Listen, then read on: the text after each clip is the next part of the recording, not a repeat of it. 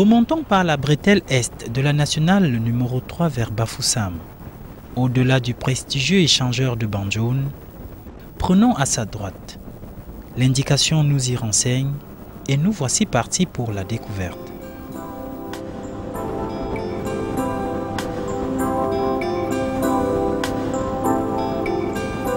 Voyageurs au pas perdu, nous marchons loin de toi, Seigneur. Une étoile nous guide dans la nuit.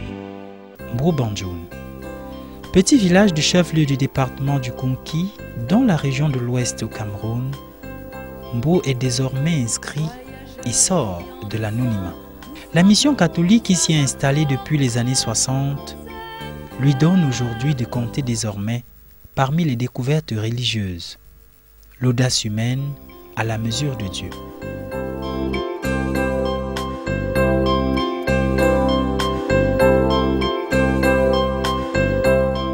L'église, c'est pour tout le monde. Voyageurs criant de faim, nous frappons à ta porte, Seigneur. Une voix nous invite à nous asseoir. La paroisse Christ-Roi de Mbo a été fondée en 1969. Elle appartenait à cette époque-là au diocèse de Konsamba. Et en 1970, on a érigé le diocèse de Bafoussam qui a hérité de cette paroisse qui à cette époque-là était encore bien modeste, bien humble, avec très peu de fidèles. On peut dire que cette paroisse a été pratiquement fondée avec d'abord une petite église en briques de terre par un certain monsieur Dora Rémy qui d'ailleurs avait laissé le terrain ici. Il habite juste derrière ce presbytère. Donc c'est lui qui avait voulu cette paroisse ici. Et le premier curé qui est arrivé donc en 69, c'était l'abbé David Kamani, qui a été hélas inhumé le 5 novembre 2011 dernier, juste 2 semaines avant la consécration de l'église. Après lui, il y a eu l'abbé Godefroy Sangeux. Après l'abbé Godefroy, il y a eu l'abbé Antoine Talou, qui est aujourd'hui l'archevêque de Garoua, Monseigneur Antoine Talou. Après Monseigneur Talou, il y a eu l'abbé Mathias Tegomo, qui est aujourd'hui le curé doyen de Banjoun. Il y a eu l'abbé Daniel Changchou. L'abbé Daniel Changchou a été remplacé, quant à lui, par le père Bordane. Après lui, il y a eu l'abbé Ernest Boubia, qui est devenu curé, qui a cédé la place à l'abbé Isidore Changchou, qui lui est resté de l'an 2000 jusqu'en 2004. Et depuis 2004, je suis là comme curé qui a mené ses travaux jusqu'à la consécration de l'église aujourd'hui. Je dois dire que j'ai eu la chance dans cette paroisse d'avoir quelques vicaires. Je voudrais évoquer l'abbé Patrick Couchou, qui était le premier vicaire avec qui j'ai travaillé. Après lui, il y a eu le diacre Alphonse Sanjon, il y a eu le diacre, ensuite prêtre, l'abbé Victor Lucien Bessalanimi. Et enfin, il y a maintenant l'abbé Armel Fongué. Toutes ces personnes-là, c'est véritablement ceux qui donnent une âme à cette paroisse et lui permettent de vivre et de témoigner de façon efficace de ce que Jésus est véritablement le Christ, roi de l'univers. Il faut bien sûr nous rappeler que si Dieu ne bâtit la maison, c'est en vain que travaillent ceux qui la construisent.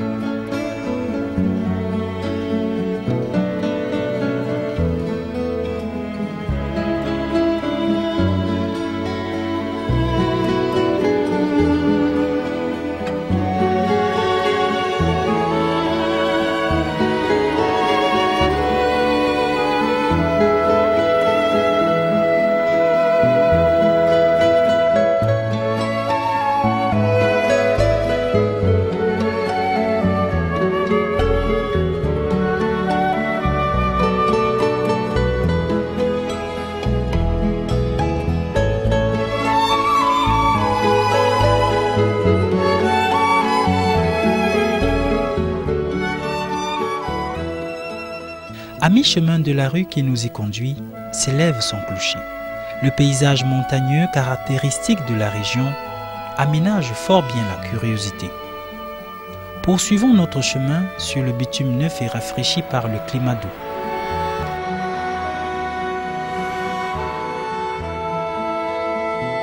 Ensemble constitué du presbytère, de la salle paroissiale, de la communauté des sœurs et de l'église, le tableau s'offre comme un bouquet de curiosités à l'envie.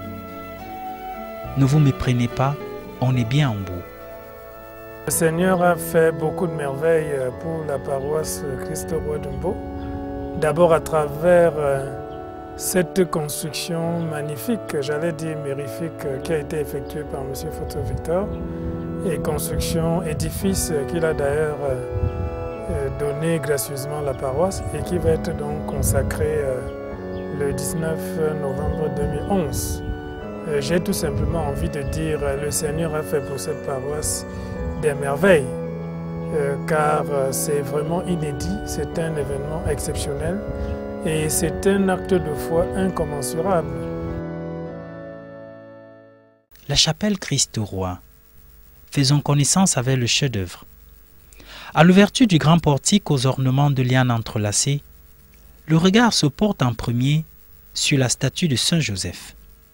L'église du Christ roi a été voulue de manière à pouvoir signifier et la majesté et la grandeur du Christ. Et c'est pour cela qu'elle a d'abord ce grand parvis surplombé de la croix du Christ. Ce que les sages, les savants n'ont pas compris, Dieu l'a révélé dans la faiblesse de son Fils et dans sa grandeur. Le Christ est roi à la croix. Cette croix construite en Italie, la matière c'est de la fonte et le bois c'est le bois des chênes. Elle a déjà 300 ans. Et tout au pied de la croix, nous avons Saint Joseph portant l'enfant Jésus. Nous avons voulu mettre cette statue ici parce que cette église est un don. Elle a été offerte par un monsieur. Et nous avons voulu matérialiser cette présence de Saint Joseph pour signifier le monsieur lui-même qui a porté cette église, cette paroisse, qui en prend soin et qui assure sa croissance matérielle.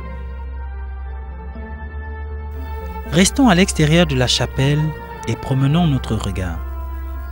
Des pavés de béton, entrelacés dans du sable, couvrent la cour avant et arrière et ceinturent l'église. La chapelle dédiée au Christ roi de l'univers, construite en hauteur, donne à découvrir le ciel bleu qui s'ouvre et laisse passer les supplications des fidèles. À ses couleurs traditionnelles de bleu ciel et blanc, elle est là, la Madone, accueillante et attentive à la curiosité de chacun. Revenons vers la chapelle principale. Aux couleurs de l'église, une bâtisse fait office de bureau de prêtre. Le curé et son vicaire peuvent ainsi recevoir et discuter avec les fidèles. Mais en réalité, il s'agit d'un ensemble constitué de la sacristie, de toilettes publiques et justant la sacristie, s'élevant sur plus d'une vingtaine de mètres, le clocher. Comme une horloge, il fait retentir l'écho matinal de l'invitation à la messe, écrit au loin, de sa musique de carillon, pour ceux qui entendent l'appel, l'invitation à la prière.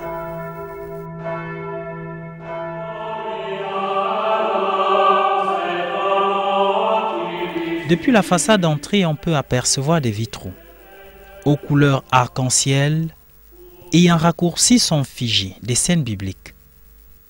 Poussons notre curiosité à l'arrière de l'église. Une grande fresque de la Nativité nous y attend. Des rois mages s'approchent de l'enfant Dieu. Jésus est déjà roi à la crèche et des rois venus de loin le reconnaissent. Parmi ceux qui ainsi se bousculent à la crèche, deux personnages contemporains, l'évêque et le donateur de l'église.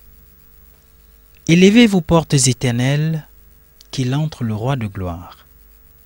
Rendons-nous à présent à l'intérieur de l'église. Aux portes qui s'ouvrent, couleurs chatoyantes et airs silencieux, chantent bien la joie et la richesse de la célébration. Le Christ est ressuscité, il est vraiment ressuscité. Sur la croix nous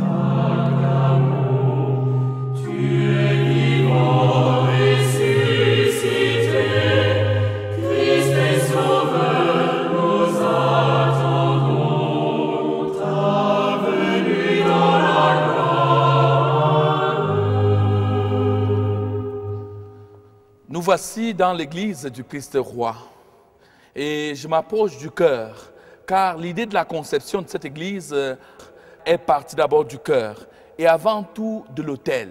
L'autel, nous avions voulu que la célébration puisse être sur le globe terrestre.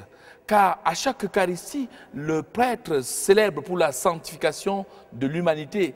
En face, nous avons l'Afrique. Et en Afrique, nous avons bien voulu matérialiser le Cameroun. Nous avons surtout la grande fresque. Quand on entre dans l'église, on est aussitôt captivé par cette fresque de la résurrection. Et tout en bas de cette grande fresque, comme dans un écrin, nous avons le tabernacle.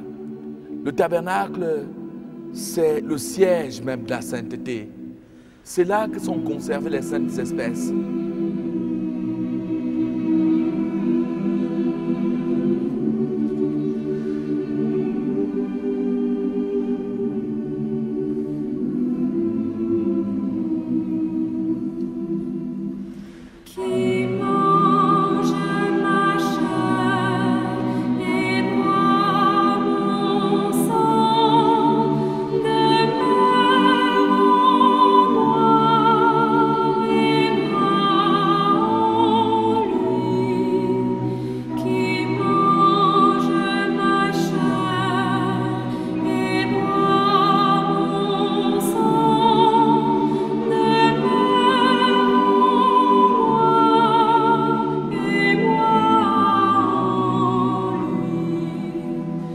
Les vitraux n'ont pas été pensés au hasard. Les vitraux qui sont de ce côté, de la droite, présentent la vie du Christ. Et ce côté, c'est plutôt les personnes qui ont croisé le Christ et leur vie a été totalement transformée.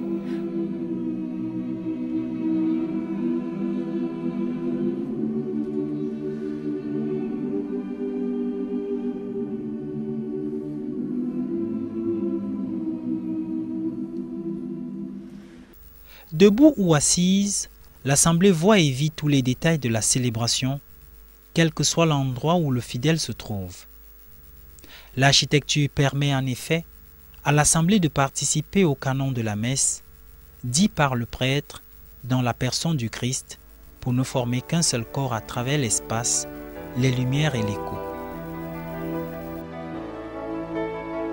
Que penser donc de ce beau plafond? Ce plafond est grand. Il est majestueux. Ce plafond représente le cosmos. On a comme le ciel avec ses étoiles. L'église du Christ roi a été voulue avec ses courbes, de façon que celui qui y entre ou bien celui qui la contemple ne puisse pas avoir le regard brisé, que celui-là puisse être captivé.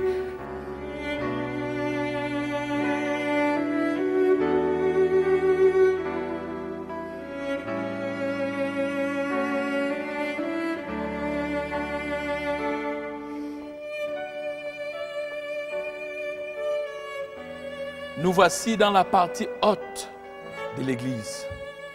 Nous avons voulu cette partie haute pour permettre aux fidèles de pouvoir bien contempler là où se célèbre le mystère, c'est-à-dire à l'autel. D'ici, les fidèles ont une très bonne perception du mystère qui se célèbre à l'autel. Ils peuvent voir le prêtre et contempler ses gestes dans le détail. Quand le prêtre célèbre de l'autel, il peut contempler cette grande fresque, la scène du Seigneur. En la contemplant, il se rend compte que lui, il est simplement un moyen dont le Seigneur se sert et que l'Eucharistie qui se célèbre aujourd'hui est un mémoriam. Nous disons d'ailleurs, vous ferez cela en mémoire de moi. Et pendant qu'il proclame la parole de Dieu, il a en face de lui les 4 évangélistes. Saint Matthieu, avec son insigne qui est le jeune homme. Nous avons Saint Marc, avec son symbole qui est le taureau. Nous avons ici Saint Luc avec son symbole qui est le lion. Et nous avons enfin Saint Jean et le symbole qui est l'aigle. Aujourd'hui, quand le prêtre proclame la bonne nouvelle, il se dit qu'il doit le faire avec autorité, avec assurance. comme les évangélistes l'ont fait, et qui doit continuer à garder le dépôt de la foi. Il transmet, ainsi que Saint Luc le dit, j'écris afin que toi, mon cher Théophile, tu puisses voir dans le détail ce qui s'est passé à cette époque et que tu puisses toi-même comprendre que Jésus est vraiment le Fils de Dieu.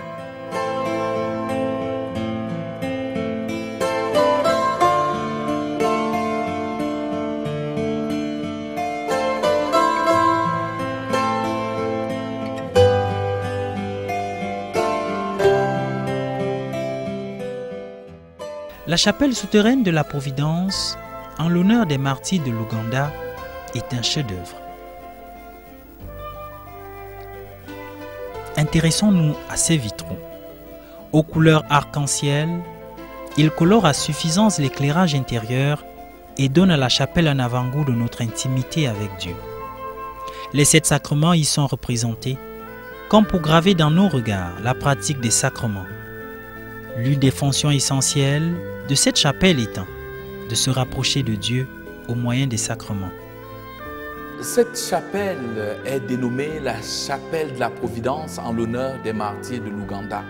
Nous l'avions voulu au départ pour pouvoir être un lieu d'adoration permanente, pour que soit exposé ici à l'autel le Saint-Sacrement, de telle sorte que chaque personne, à tout moment de la journée ou de la nuit, puisse venir rencontrer le Christ présent au Saint-Sacrement de l'autel. Dès qu'on arrive à l'église, ce qui frappe avant tout, c'est cette fresque de la miséricorde divine, avec la phrase « Jésus, j'ai confiance en toi ».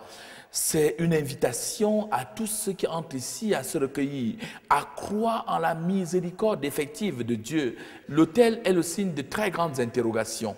L'autel est sous la forme de poisson. Le poisson était un des symboles de l'Église primitive. Mais ce poisson n'a de sens bien sûr que dans la croix qui est déposée sur l'autel. Cette chapelle est aussi bien utilisée pour les sacrements et les différents vitraux présentent les 7 sacrements. Le baptême, l'Eucharistie, la confirmation, la réconciliation, le sacrement des malades, le mariage et l'ordre. Nous avons ici 3 piliers qui portent tout le cœur de l'Église. Les 3 piliers qui sont là signifient bien sûr la Trinité.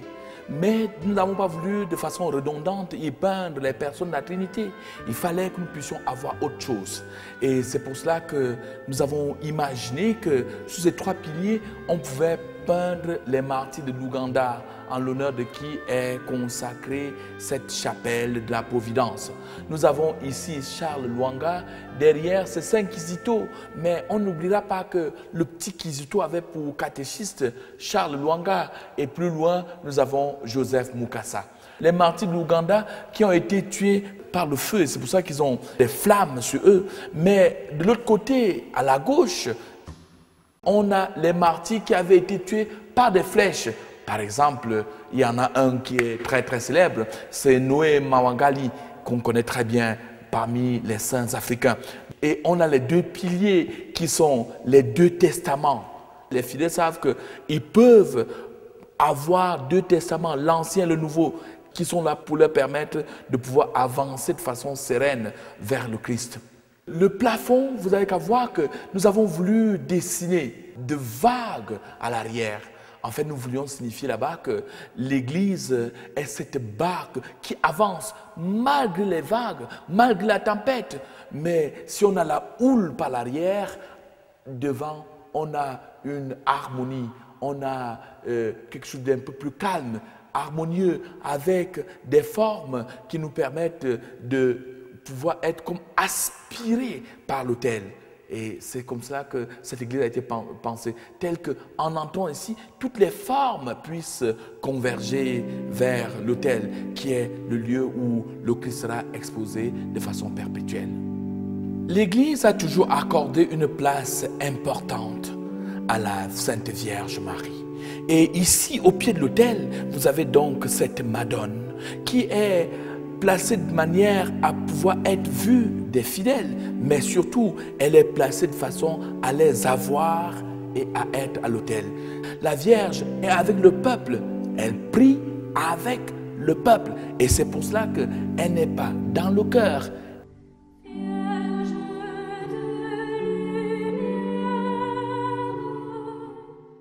À raison, convaincu ou non, l'on peut être sentimental, c'est évident. Émotionnel à souhait si l'on veut. Toutefois, curiosité volubile, quête de sens, en tout cas le culte du beau, du vrai, mais surtout du simple et de Dieu, se dégage comme émotion forte.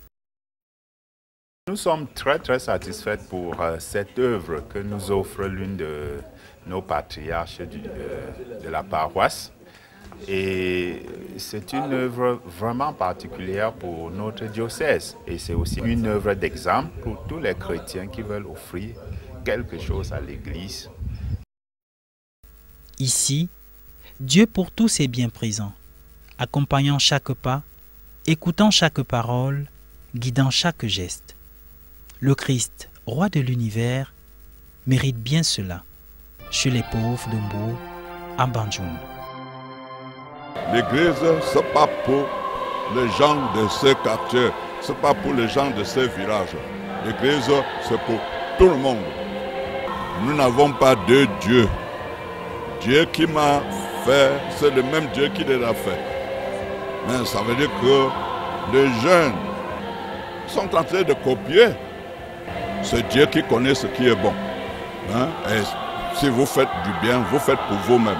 Vous faites du mal, vous faites pour vous-même. Ça retourne contre vous-même. C'est comme ça.